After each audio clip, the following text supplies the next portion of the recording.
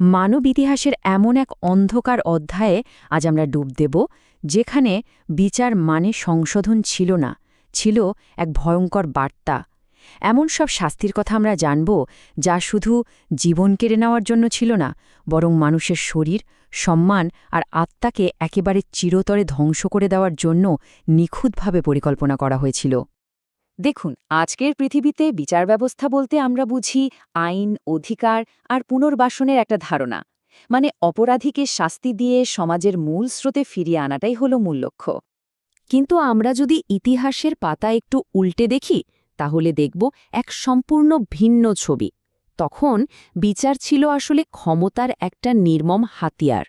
ভয় দেখিয়ে মানুষের চোখের সামনে চরম নিষ্ঠুরতার উদাহরণ তৈরি করে নিজেদের শাসন টিকিয়ে রাখাই ছিল এর আসল উদ্দেশ্য। আচ্ছা, চলুন এই বিষয়ে আরও একটু গভীরে যাওয়া যাক। এখন আমরা ইতিহাসের পাতা থেকে এমন ৫টি পরিকল্পিত মৃত্যুদণ্ডের পদ্ধতি তুলে আনব, যা নিষ্ঠুরতাকে এক নতুন রূপ দিয়েছিল। আমাদের এই গা শিউরে ওঠা যাত্রার শুরুটা হচ্ছে প্রাচীন পারস্য থেকে। এমন এক পদ্ধতি যা প্রকৃতির সাধারণ নিয়মকেই এক যন্ত্রণাদায়ক আর ধীর মৃত্যুর অস্ত্রে পরিণত করেছিল। এই পদ্ধতির সবচেয়ে ভয়ঙ্কর দিকটা কি জানেন? এর চরম মানসিক নির্যাতন। এখানে মৃত্যুর চেয়েও অনেক বেশি ভয়ঙ্কর ছিল মৃত্যুর জন্য অপেক্ষা করার প্রতিটা মুহূর্ত। শুধু একবার কল্পনা করার চেষ্টা করুন সেই পরিস্থিতিটা। একদিকে অসহ্য যন্ত্রণা, শরীরে সংক্রমণ আর জলের অভাবে ছটফটানি। অন্যদিকে নিজের শরীরকে পোকামাকড়ের খাবারে পরিণত হতে দেখা। এই জীবন্ত নরকবাসী স্ক্যাফিজমকে ইতিহাসের অন্যতম দীর্ঘস্থায়ী এবং বেদনাদায়ক মৃত্যুদণ্ডে পরিণত করেছিল। এবার এমন একটা পদ্ধতির দিকে নজর দেয়া যাক, যা মানুষের সবচেয়ে আদিম ভয়গুলোর একটাতে কাজে লাগাত। এমন একটা প্রাণীকে ব্যবহার করে যা নিজের প্রাণ বাঁচাতে যা কিছু করতে পারে। এই পদ্ধতিটা প্রয়োগ করা ছিল খুব সহজ, কিন্তু এর প্রভাব ছিল মানসিকভাবে একেবারে বিধ্বংসী। শিকারের মনে ভয় ধরানোর জন্য এর চেয়ে কার্যকরী উপায় হয়তো তখন কমই ছিল। এখানে মৃত্যু আসত খুব ধীরে, অভ্যন্তরীণ রক্তক্ষরণ আর ভয়াবহ সংক্রমণের মাধ্যমে। কয়েক ঘণ্টার অসহনীয় যন্ত্রণার পর শিকারের মৃত্যু ছিল প্রায় নিশ্চিত। শারীরিক কষ্টের চেয়েও বড় ছিল নিজের শরীরের ভেতরে কিছু একটা কুড়ে খাচ্ছে এই ভয়ঙ্কর অনুভূতি। প্রাচীন গ্রিসে আবিষ্কৃত এই যন্ত্রটা ছিল নিষ্ঠুর প্রকৌশলের এক আশ্চর্য নিদর্শন। এটাকে এমনভাবে ডিজাইন করা হয়েছিল যা মানুষের শেষ মুহূর্তগুলোকে এক ভয়ঙ্কর পারফরমেন্সে পরিণত করত। আর এটাই অদ্ভুতভাবে তুলে ধরে যে কিভাবে নিষ্ঠুরতা কেবল একটা শাস্তি ছিল না, বরং কিছু প্রাচীন স্বৈরাচারের কাছে তা ছিল ক্ষমতা দেখানোর এক শিল্প। শোনা যায় এর উদ্ভাবক অ্যাথেন্সের পেরিলাউস যখন যন্ত্রটি স্বৈরশাসক ফ্যালারিসের কাছে নিয়ে যান, তখন ফ্যালারিস এর কার্যকারিতা পরীক্ষা করার জন্য পেরিলাউসকেই প্রথম ভেতরে ঢোকানোর আদেশ দিয়েছিলেন।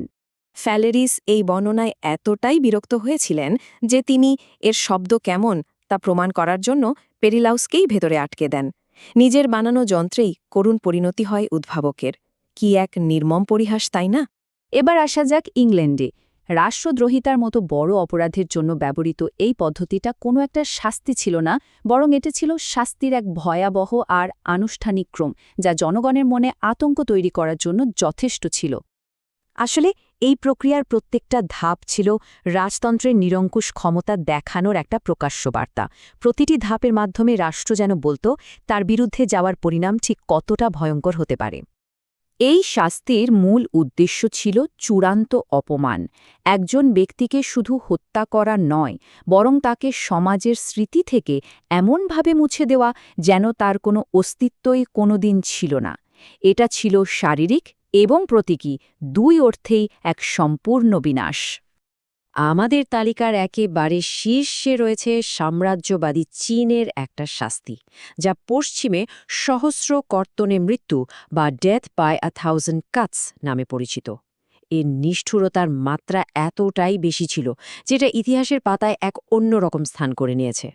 রাষ্ট্রদ্রোহিতা বা বাবাকে হত্যার মতো সবচেয়ে জঘন্য অপরাধের জন্য লিঞ্চি দেওয়া হতো। এর ভয়াবহতা ছিল 3টি ভিন্ন স্তরে: শারীরিক, সামাজিক এবং আধ্যাত্মিক। এর লক্ষ্য শুধু হত্যা করা ছিল না, লক্ষ্য ছিল একজন ব্যক্তিকে শারীরিকভাবে চরম কষ্ট দেওয়া, প্রকাশ্যে তাকে অপমান করা এবং মৃত্যুর পরেও তার আত্মাকে শান্তি পেতে না দেওয়া। এটা ছিল আক্ষরিক অর্থে এক সামগ্রিক ধ্বংসযজ্ঞ। এইসব ভয়ঙ্কর শাস্তির কথা জানার পর মনে একটা বড় প্রশ্ন জাগে, তাই না? যে সমাজগুলো কেন এমন পরিকল্পিত, এমন শৈল্পিক নিষ্ঠুর পদ্ধতি তৈরি আর প্রয়োগ করেছিল? এর পেছনের মনস্তত্ত্বটা আসলে কী ছিল? এর পেছনের মনস্তত্ত্বটা ছিল খুব স্পষ্ট। এগুলো কোনো এলোমেলো পাশবিক কাজ ছিল না, বরং এগুলো ছিল নিপীড়নের সুপরিকল্পিত হাতিয়ার। প্রকাশ্য শাস্তি ছিল এক ধরনের থিয়েটার, যার দর্শক ছিল সাধারণ মানুষ। শাসকরা এর মাধ্যমে বোঝাতে চাইত যে তাদের ক্ষমতা প্রশ্নাতীত।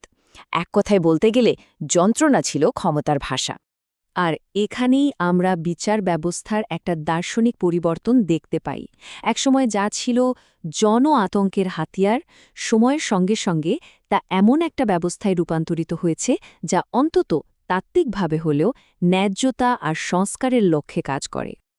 এই নৃশংস পদ্ধতিগুলো একটা সময়ে বেআইনি ঘোষণা করা হয়েছিল, যা মানব সভ্যতার ইতিহাসে এক নতুন মোড় হিসেবে চিহ্নিত।